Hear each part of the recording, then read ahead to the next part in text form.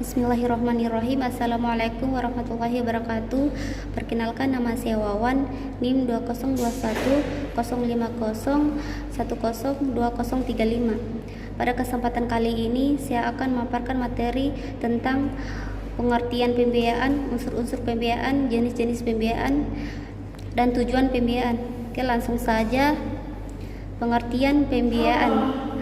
Pembiayaan berdasarkan prinsip syariah adalah penyediaan uang atau tagihan yang dipersamakan dengan itu berdasarkan persetujuan atau kesepakatan antara bank dengan pihak bank lain yang mewajibkan pihak bank untuk mengembalikan uang atau tagihan tersebut setelah jangka waktu tertentu dengan imbalan atau bagi hasil. Selanjutnya, unsur pembiayaan. Yang pertama itu kepercayaan, yakni suatu keyakinan pemberi pembiayaan bahwa pembiayaan yang diberikan akan benar-benar diterima kembali di masa tertentu, di masa yang akan datang.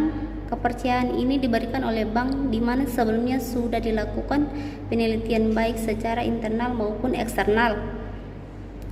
Yang kedua, adanya persetujuan berupa kesepakatan waktu pembayaran dari mudorib kepada sahibul mal yang dituangkan dalam sebuah bentuk perjanjian di mana masing-masing pihak menandatangani kewajiban dan haknya masing-masing.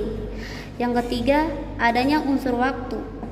Unsur waktu merupakan unsur esensial pembiayaan di mana pembiayaan terjadi karena unsur waktu baik dilihat dari sisi sahibul mal maupun dari sisi mudorib. Yang keempat, adanya unsur risiko baik sepihak sahibul mal maupun dari pihak sisi mudorib. Risiko di pihak sahibul mal adalah adanya risiko gagal bayar, risk default baik karena kegagalan usaha atau pinjaman konversi maupun prinsip syariah balas jasa tersebut berupa bagi hasil. Ketiga, fungsi pembiayaan.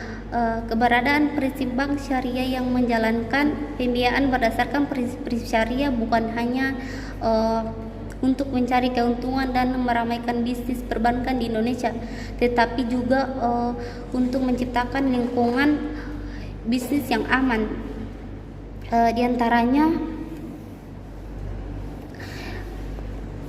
memberikan pembiayaan. Yang pertama itu memberikan pembiayaan dengan prinsip syariah yang menerapkan sistem bagi hasil yang tidak memberatkan debitur. Yang kedua, membantu kaum duafa yang tidak tersentuh oleh bank konvensional karena tidak mampu memenuhi persyaratan yang ditetapkan oleh bank konvensional. Ketiga, membantu masyarakat ekonomi lemah yang selalu mempermainkan oleh rentenir dengan membantu melalui pendanaan untuk usaha yang dilakukan. Selanjutnya, tujuan pembiayaan. Tujuan pembiayaan berdasarkan prinsip syariah, tujuan pembiayaan adalah untuk meningkatkan kesempatan kerja dan kesejahteraan ekonomi sesuai dengan nilai-nilai Islam. Pembiayaan tersebut harus dapat dinikmati oleh sebanyak-banyaknya yang usaha yang bergerak di bidang industri, pertanian, perdagangan untuk menunjang kesempatan paten kerja dan menunjang produksi dan distribusi barang-barang dan jasa dalam rangka memenuhi kebutuhan dalam negeri maupun ekspor. Yang kelima, jenis-jenis pembiayaan. Pertama, bibit modal kerja syariah, di mana pembiayaan modal kerja mencakup tiga hal. Yang pertama itu modal kerja, kedua modal kerja bruto, ketiga modal kerja neto. Pembiayaan investasi syariah, pembiayaan konsumsi syariah, pembiayaan sindikasi, dan pembiayaan letter of credit.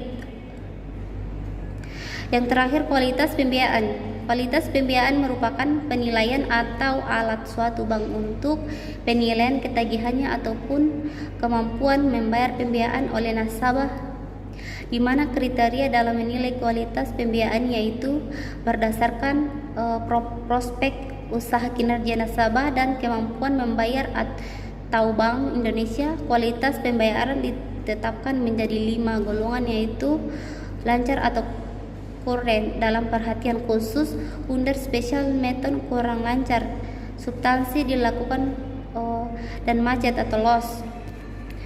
Mungkin itu saja yang dapat saya sampaikan. Lebih dan kurangnya mohon dimaafkan. Saya akhiri dengan ucapan billahi taufiq wal hidayah. Assalamualaikum warahmatullahi wabarakatuh.